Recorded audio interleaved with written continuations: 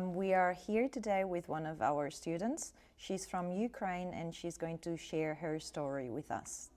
Okay, so can you start by telling us a little bit about yourself and about your family?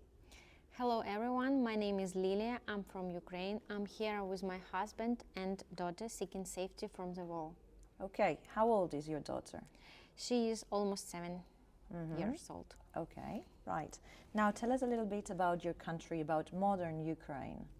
Ukraine is located in the center of Eastern Europe. It's the largest country in Europe, covering more than 630,000 square kilometers of beautiful field and strong cities. It's home for 40 million brave people and has 7 neighbors: Poland, Moldova, Slovakia, Hungary, Romania, Belarus, Russia. Nowadays, Ukraine is a world symbol of freedom and courage. Yeah, it certainly is. Yes. Okay, let's now talk about the very last days before the war started. Did you notice anything? Did anything happen to make you think that something wrong was going on? No, Western media reported an escalation of military hardware, but our government denied everything. I see. When did the war finally break out and where were you at that time? The war began at 4:30 a.m. and we were sleeping in our homes. And what did you do? We woke up from the loud explosion outside. The ground was shaking. That must have been awful. Yeah. All right. How did you finally manage to leave the country? We didn't plan to leave the country. We thought it would end very quickly. First, we went south near the border with Romania because we thought it would be safer. There, we spent 3 weeks there, and later, after massive attack, I realized I had to leave the country. I had to travel by train because the sky was closed to planes. We took 5 different trains and were traveling 7 days until we arrived in Valencia. Okay. And why did you decide to come to Spain? Why Spain? Nobody was waiting for us. Europe was worried, but we didn't have a plan. We thought it would be a short time.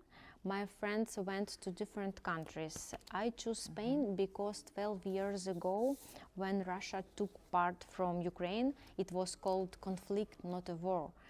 A family we know from their area had moved to Valencia, so I just followed them with my daughter. My husband couldn't leave the country because all men from 18 till 60 years old should defend the country. Okay. So you had to leave your husband behind? Yes. All right. Okay. Now, how long were you and your daughter living in Spain until your husband could finally come? My daughter and I lived in refugee camps for 1 year and 3 months until my husband arrived. Okay. What is the situation nowadays in Ukraine? Almost 20% of Ukraine's territory is occupied. People spend their nights in the shelters, unable to sleep, and go to work, school, or kindergarten in the morning. There is not a single safe place to live in the whole country. Wow, that is very sad. Yes. Okay. How is life different here in Spain, and what do you miss most about your country and your city? First and foremost, the language was a challenge. I didn't plan to live in Spain or study Spanish. At first, I didn't take learning seriously and just spoke English. Apart from that, I miss my family and spending holidays and having celebration with them. And I also miss the food and my lifestyle there. Okay. Now, when the war is finally over, would you like to go back to your country? On the one hand, it's a simple but deep question. Yes, I want to return to the life I had before the war, but it's no longer waiting for me there. So we'll see.